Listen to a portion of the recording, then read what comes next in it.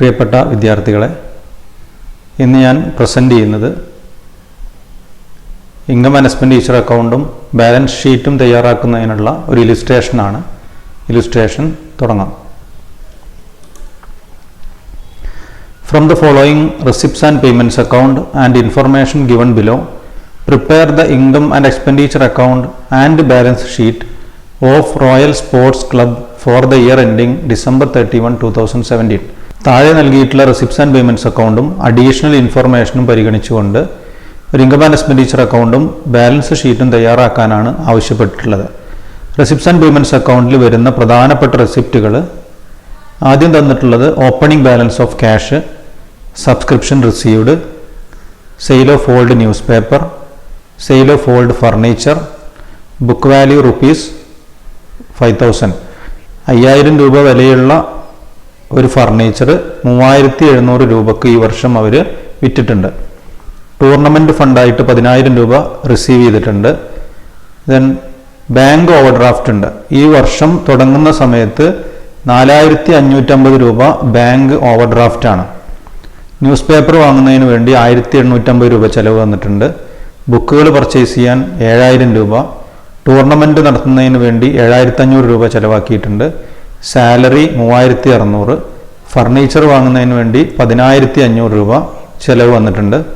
Stationery purchase ചെയ്തത് 2500, closing balance of cash 30200. ഇങ്ങനെയാണ് receipts and payments അക്കൗണ്ടിലെ ഐറ്റംസ്. ഇനി അഡീഷണൽ ഇൻഫർമേഷൻസ് എന്തൊക്കെയാണെന്ന് നോക്കാം. Subscription outstanding as on 31st December 2016 rupees 1200 and on 31st December 2017 rupees 2000. ഈ വർഷം ആകെ കിട്ടിയിട്ടുള്ള സബ്സ്ക്രിപ്ഷൻ 28200 ആണ്. ഈ 28200-ലെ 1200 രൂപ കഴിഞ്ഞ വർഷം കിട്ടാനുള്ളതാണ്.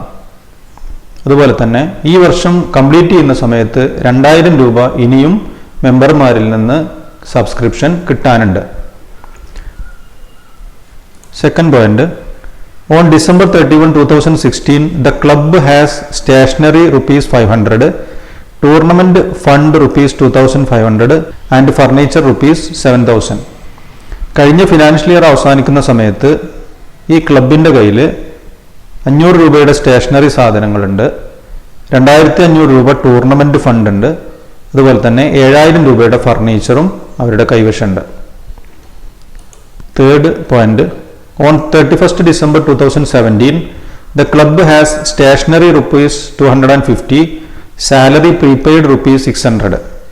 ഈ ഫിനാൻഷ്യൽ ഇയർ കംപ്ലീറ്റ് ചെയ്യുന്ന സമയത്ത് 250 രൂപയുടെ സ്റ്റേഷനറി സ്റ്റോക്ക് ഉണ്ട്, അതുപോലെ തന്നെ 600 രൂപ അടുത്ത വർഷത്തേക്ക് സാലറി മുൻകൂട്ടി പേയ്മെൻറ്റ് നടത്തിയിട്ടുണ്ട്. ഇത്രയും ഇൻഫർമേഷൻസ് ആണ് ഈ ക്വസ്റ്റ്യനിൽ തന്നിട്ടുള്ളത്. നമുക്ക് തയ്യാറാക്കാനുള്ളത് ഇൻകം ആൻഡ് എക്സ്പെൻഡിച്ചർ അക്കൗണ്ടും ബാലൻസ് ഷീറ്റുമാണ്. ബാലൻസ് ഷീറ്റ് തയ്യാറാക്കുന്ന സമയത്ത് ആദ്യം എഴുതേണ്ടത് ക്യാപിറ്റൽ ഫണ്ടാണ്. ക്യാപിറ്റൽ ഫണ്ട് ഈ ക്വസ്റ്റ്യനിൽ തന്നിട്ടില്ല. അതുകൊണ്ട് തന്നെ ബാലൻസ് ഷീറ്റ് തയ്യാറാക്കണമെങ്കിൽ ആദ്യം ഒരു ഓപ്പണിംഗ് ബാലൻസ് ഷീറ്റ് തയ്യാറാക്കി ഓപ്പണിംഗ് ക്യാപിറ്റൽ ഫണ്ട് നമ്മൾ കണ്ടെത്തണം. ആദ്യം നമുക്ക് ഇൻകം ആൻഡ് എക്സ്പെൻഡിച്ചർ അക്കൗണ്ട് തയ്യാറാക്കാം. മുകളിൽ റെസിപ്റ്റ്സ് ആൻഡ് പേയ്മെൻറ്റ്സ് അക്കൗണ്ടും അഡീഷണൽ ഇൻഫർമേഷനും ഡിസ്പ്ലേ ചെയ്തിട്ടുണ്ട്. താഴെയാണ് ഇൻകം ആൻഡ് എക്സ്പെൻഡിച്ചർ അക്കൗണ്ട് ചെയ്യുന്നത്. റെസിപ്റ്റ് സൈഡിലെ ആദ്യത്തെ item opening balance of cash. അതൊരു റെസിപ്റ്റ് അല്ല, അത് ഇൻകം ആൻഡ് എക്സ്പെൻഡിച്ചർ അക്കൗണ്ടിൽ കാണിക്കേണ്ടതില്ല. രണ്ടാമത് തന്നിട്ടുള്ളത് സബ്സ്ക്രിപ്ഷൻ 28200. അതൊരു പ്രധാനപ്പെട്ട ഇൻകാണ്, ഇൻകം ആൻഡ് എക്സ്പെൻഡിച്ചർ അക്കൗണ്ടിൽ ക്രെഡിറ്റ് ചെയ്യണം. സബ്സ്ക്രിപ്ഷന് കറസ്പോണ്ടിങ് ആയി 2 അഡ്ജസ്റ്റ്മെന്റുകൾ പറഞ്ഞിട്ടുണ്ട്.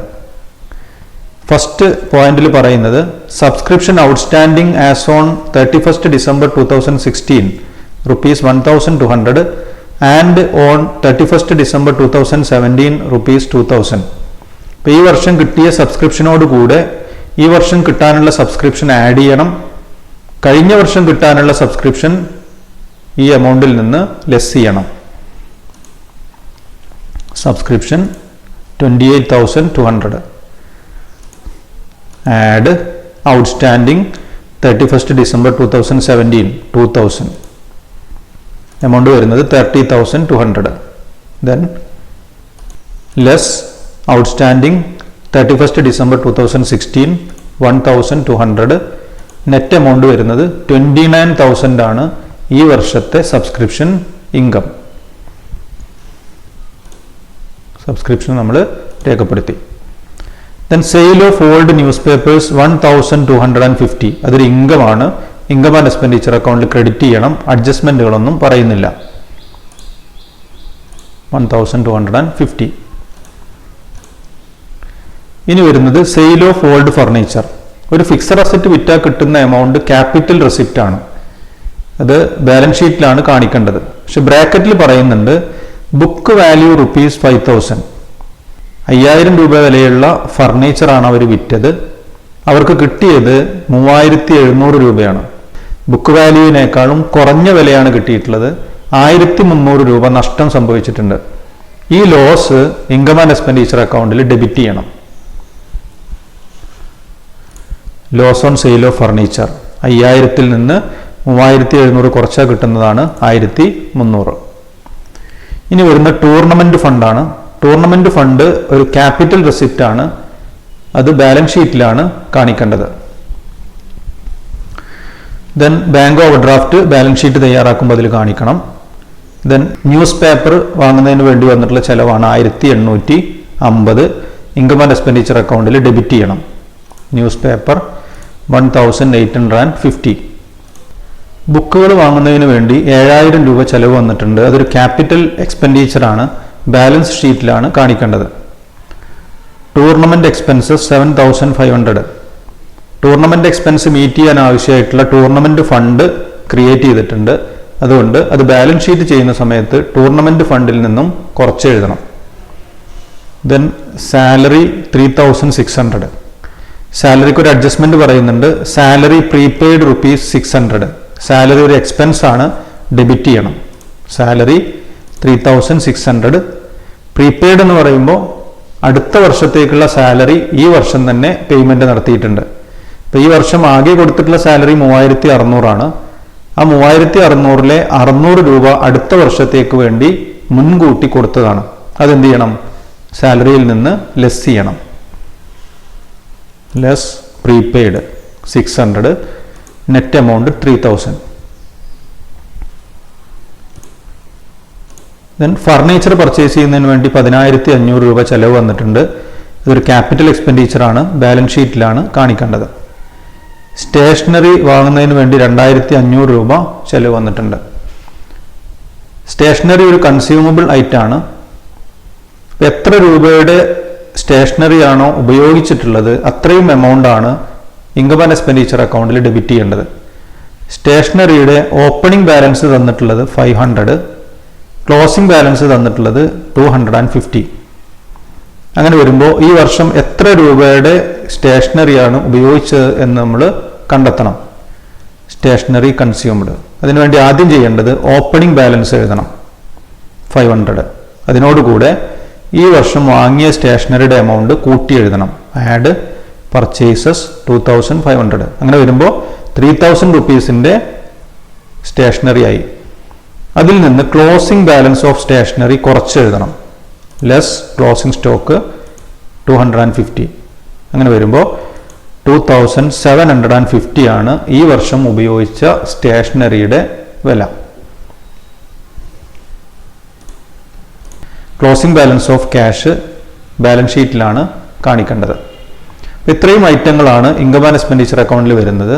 ഇനി income and expenditure account balance ചെയ്യണം. ഡെബിറ്റ് സൈഡ് ടോട്ടൽ ചെയ്യുമ്പോൾ കിട്ടുന്നത് 8,900.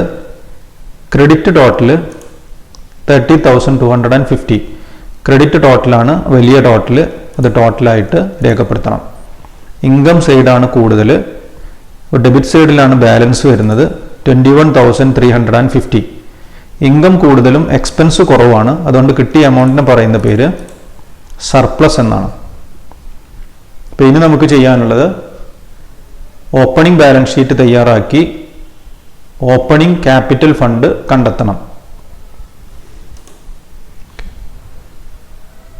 നേരത്തെ ഇൻകം ആൻഡ് എക്സ്പെൻഡിച്ചർ അക്കൗണ്ടിൽ എടുത്തിട്ടുള്ള അക്കൗണ്ടുകളൊക്കെ ഒഴിവാക്കിയിട്ടുണ്ട്.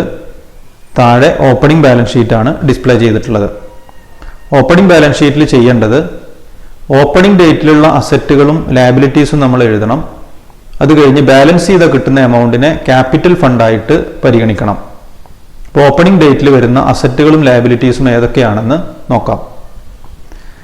റെസിപ്റ്റ്സ് ആൻഡ് പേയ്മെന്റ്സ് അക്കൗണ്ടിൽ ആദ്യം തന്നിട്ടുള്ള ഓപ്പണിംഗ് ബാലൻസ് ഓഫ് ക്യാഷ് അതൊരു അസറ്റാണ്. അസറ്റ് സൈഡിൽ രേഖപ്പെടുത്തണം. Cash in hand 24,550.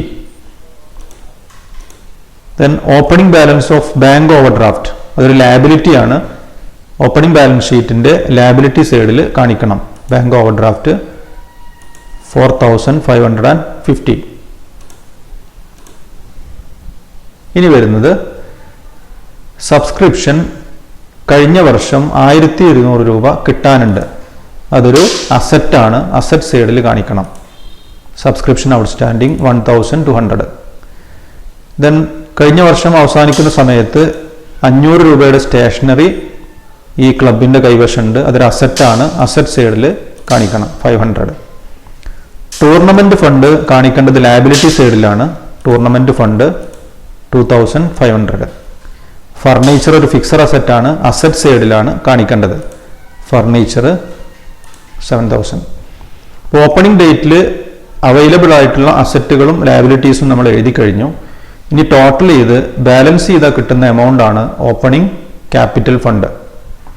അപ്പോൾ അസറ്റ് സൈഡാണ് കൂടുതൽ വരുന്നത്. അസറ്റ് സൈഡ് ടോട്ടൽ ചെയ്തു 33,250. ബാലൻസ് ചെയ്യുമ്പോൾ കിട്ടുന്ന എമൗണ്ട് 26,200. ഇതിനാണ് നമ്മൾ ഓപ്പണിംഗ് ക്യാപിറ്റൽ ഫണ്ടായിട്ട് കണക്കാക്കുന്നത്. ഇനി നമുക്ക് തയ്യാറാക്കാനുള്ളത് ഈ വർഷത്തെ ബാലൻസ് ഷീറ്റാണ്. ഡേറ്റ് 31/12/2017. ഇതിലാദ്യം എഴുതേണ്ടത് capital ഫണ്ടാണ്.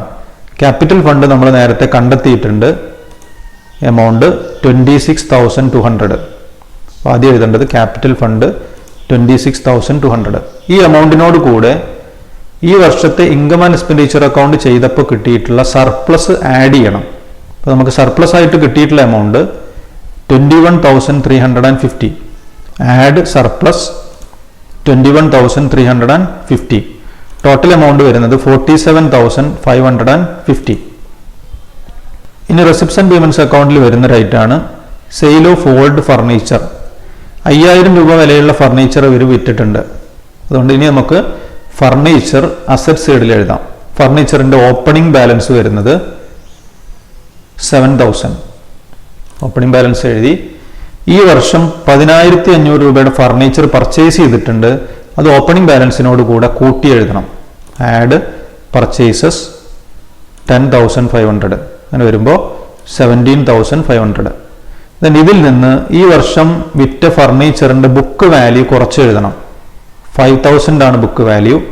Less sold 5,000. Net amount വരുന്നത് 12,500. ഈ ഫിനാൻഷ്യൽ ഇയർ അവസാനിക്കുന്ന സമയത്ത് 12,500 രൂപയുടെ ഫർണിച്ചറാണ് ഈ ക്ലബിന്റെ കൈവശം ഉള്ളത്. എഴുതി. ഫർണിച്ചറും എഴുതി. ഇനി വരുന്നത് ടൂർണമെന്റ് ഫണ്ട്. ടൂർണമെന്റ് ഫണ്ട് കാണിക്കേണ്ടത് ലയബിലിറ്റി സൈഡിലാണ്. ടൂർണമെന്റ് ഫണ്ടിന്റെ ഓപ്പണിംഗ് ബാലൻസ് 2,500 വന്നിട്ടുണ്ട്. അതിനോടുകൂടെ ഈ വർഷം കിട്ടിയ ഫണ്ട് കൂട്ടി എഴുതണം. ടൂർണമെന്റിന് വന്നിട്ടുള്ള എക്സ്പെൻസ് അതിൽ നിന്ന് കുറച്ച് എഴുതണം. അപ്പോൾ ആദ്യം എഴുതേണ്ടത് tournament fund 2,500. Add additional fund received 10,000 ആണ് ഈ വർഷം കിട്ടിയിട്ടുള്ളത്. അത് അതിനോട് കൂടെ കൂട്ടി എഴുതണം 12,500. ഈ 12,500 നിന്നും ഈ വർഷം വന്നിട്ടുള്ള ചെലവ് കുറച്ച് എഴുതണം. Less tournament expenses 7,500. ഇനി ടൂർണമെന്റ് ഫണ്ടിൽ ബാലൻസ് ഉള്ളതാണ് 5,000.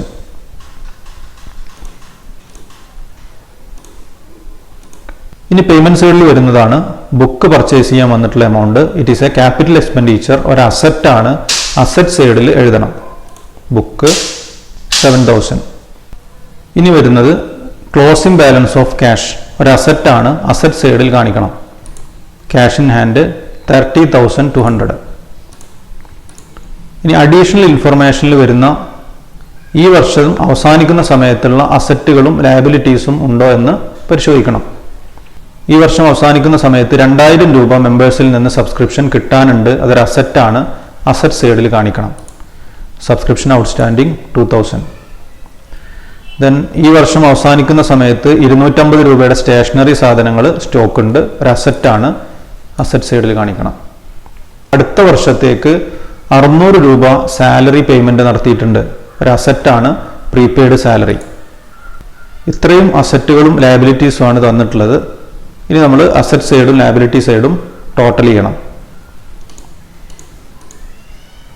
52,550.